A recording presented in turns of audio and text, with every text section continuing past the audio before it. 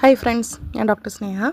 നമ്മൾ കഴിഞ്ഞ വീഡിയോയിൽ ആദ്യത്തെ മാസവും രണ്ടാമത്തെ മാസവും മൂന്നാമത്തെ മാസം നാലാമത്തെ മാസം പ്രഗ്നൻസിയിലെ ഓരോ മാസങ്ങളുടെയും ഇമ്പോർട്ടൻസ് എന്തൊക്കെയാണ് ശ്രദ്ധിക്കേണ്ടത് എന്നതിനെ പറ്റി പറയുകയുണ്ടായി. ആ വീഡിയോ ഒന്നും കാണാത്ത ആൾക്കാർ പോയി കാണുക. ഇന്നത്തെ വീഡിയോയിൽ 5-ാം മാസം, അതായത് പ്രഗ്നൻസിയുടെ 5-ാം മാസം നമ്മൾ എന്തൊക്കെയാണ് ശ്രദ്ധിക്കേണ്ടത് എന്നുള്ളതാണ്. അപ്പോൾ നമുക്ക് വീഡിയോയിലേക്ക് പോകാം.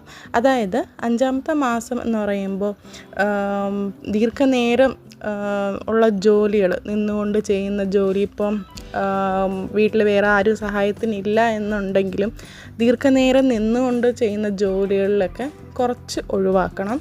അതായത് അടുക്കളയിലാണെങ്കിലും ഇടയ്ക്കിടയ്ക്ക് റെസ്റ്റ് എടുക്കാൻ ശ്രമിക്കുക. എപ്പോഴും നിന്നുകൊണ്ട് ഒരേ നിൽപ്പ് നിന്നുകൊണ്ട് ചെയ്യുന്നത് കുറയ്ക്കുക. ഇപ്പോൾ ആരെങ്കിലും സഹായത്തിന് വിളിക്കാൻ പറ്റുമെങ്കിൽ അങ്ങനെ ചെയ്യാം.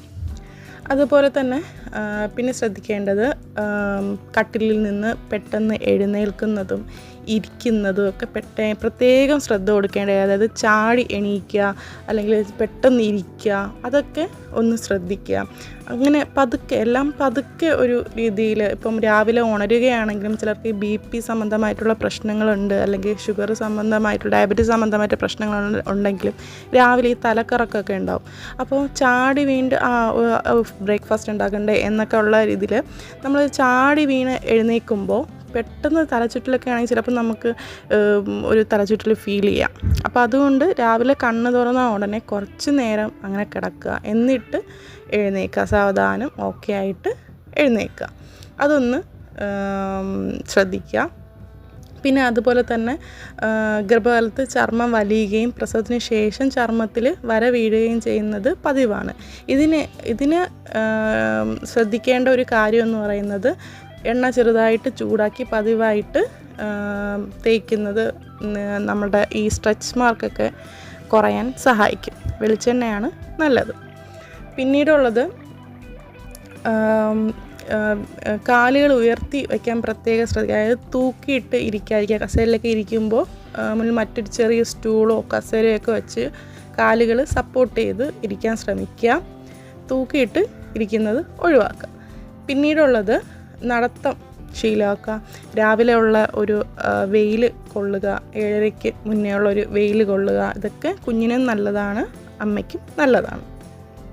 കുറച്ച് നേരം നടത്തം ശീലമാക്കുന്നത് നല്ലതാണ്.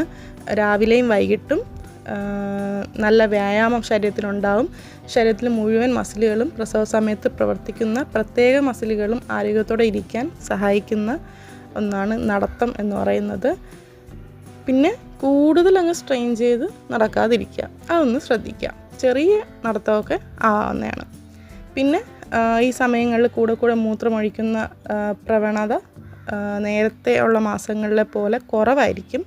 ഗർഭിത ശിശു ഉൾപ്പെടുന്ന ഗർഭപാത്രത്തെ ശരീരം ഒരു അവയവമായി തന്നെ അംഗീകരിക്കുന്നതുകൊണ്ടാണ്.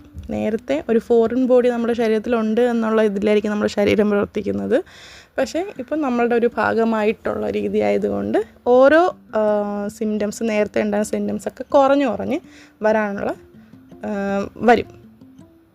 അപ്പോൾ അതുപോലെ തന്നെ പിന്നെ നമ്മളിപ്പോൾ രാവിലെയൊക്കെ പല്ല് തേക്കുമ്പോഴൊക്കെ പ്രത്യേകം ശ്രദ്ധിക്കുക. ഇപ്പോൾ ഡയബറ്റീസ് അങ്ങനെയൊക്കെ ഉള്ള ആൾക്കാരൊക്കെ ആണെങ്കിൽ, അതായത് ചിലപ്പം പ്രഗ്നൻസിയിലുണ്ടാകുന്ന ഡയബറ്റീസ്, അപ്പം മുറിവുകളൊക്കെ വരാനുള്ള ചാൻസ് ഉണ്ട്. അപ്പോൾ അതുകൊണ്ട് എല്ലാം ശ്രദ്ധയോടുകൂടി ചെയ്യുക. പിന്നെ ഉള്ളത്, പലതരം, നേരത്തെ പറഞ്ഞതുപോലെ തന്നെ പലതരം രോഗങ്ങൾ ഗർഭകാലത്തുണ്ടാകാറുണ്ട്. ഇതെല്ലാം സ്വയമായിട്ടുള്ള മരുന്ന് ഉപയോഗിക്കാതെ നിങ്ങൾ കാണിക്കുന്ന ഡോക്ടറിൻ്റെ നിർദ്ദേശപ്രകാരം മാത്രം മെഡിസിൻസ് എടുക്കുക. പിന്നെ മുടി കൊഴിച്ചിലൊക്കെ ഉണ്ടാവാറുണ്ട്. ചിലർക്ക് മുടി തഴച്ച് വളരാറുമുണ്ട്.